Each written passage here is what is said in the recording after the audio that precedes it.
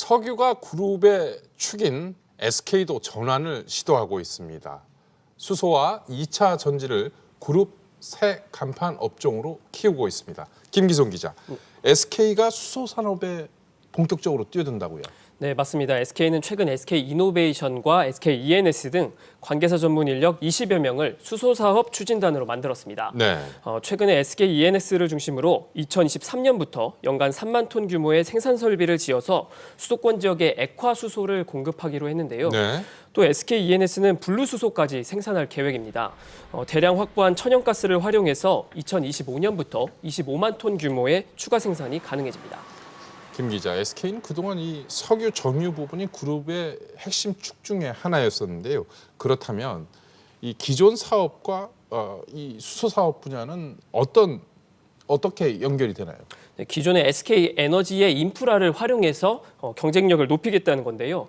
SK에너지의 주유소와 화물트럭 휴게소 등을 활용하고 연료전지 발전소 등 발전용 수요를 적극 개발할 계획입니다. 김동우 기자, 네. SK의 이런 업종, 대표 업종 전환 어떻게 봐야 하나요? 우선 현재 글로벌 수소 생태계 구축은 현대차 그룹이 좀 적극적으로 나서고 있지만 아직은 초기 단계에 머물고 있는 상황입니다. 네. 수소를 운송하고 충전할 인프라가 좀 없다 보니까 수소 차량 자체 보급이 어렵고 또 이 수소차 보급이 안 되다 보니까 수요가 부족해져서 인프라 구축이 안 되는 이런 악순환이 반복되고 있습니다. 그렇군요. 그런데 SK의 경우에는 석유와 LNG 등 기존 에너지 사업에서 밸류체인 통합으로 생태계 조성을 주도해 본 경험이 있습니다. 때문에 수소 생태계 구축에도 자신감을 내비치는 것으로 풀이됩니다.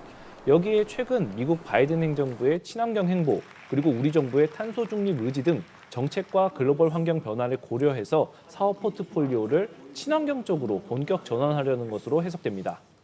산업과 경제, 사회 모든 영역에서 탄소 중립을 강력히 추진해 나가겠습니다. 재생에너지 중심으로 에너지 주 공급원을 전환하고 재생에너지, 수소, 에너지 IT 등 3대 에너지 신산업을 육성하겠습니다. 김동우 기자, 말씀하신 우리 정부의 탄소 중립, 기존 에너지 산업 입장에서는 지각 변동이라고 할 만큼 큰 변화 아닌가요? 네, 그렇습니다. 한마디로 기존 에너지 산업의 패러다임이 바뀌는 건데요. 정부는 2050년까지 탄소 중립 달성을 위해서 전국의 수소 충전소 2천여 곳을 구축하고 2차 전지 등 연료전지 기술 개발을 통해서 친환경차의 경제성까지 높일 계획입니다. 정부 정책을 봤을 때 SK도 기존 석유와 정유 사업으로는 미래를 내다보기가 어려운 상황입니다. 그래서 수소 역량을 강화하고 2차 전지, 즉 배터리 사업을 강화하는 것으로 해석됩니다. 그렇군요. 그런데 이런 SK의 전환, 가장 큰 걸림돌은 뭔가요? 당장에 좀 큰 문제가 있습니다. LG와의 2차 전지 국제 소송인데요. 내년 2월에 미국 국제무역위원회 ITC가 SK와 LG 사이에 배터리 소송의 최종 결론을 내리는데요. 원안대로 SK이노베이션의 패소가 확정되면 SK는 미국으로 배터리 부품과 소재 수출이 금지됩니다.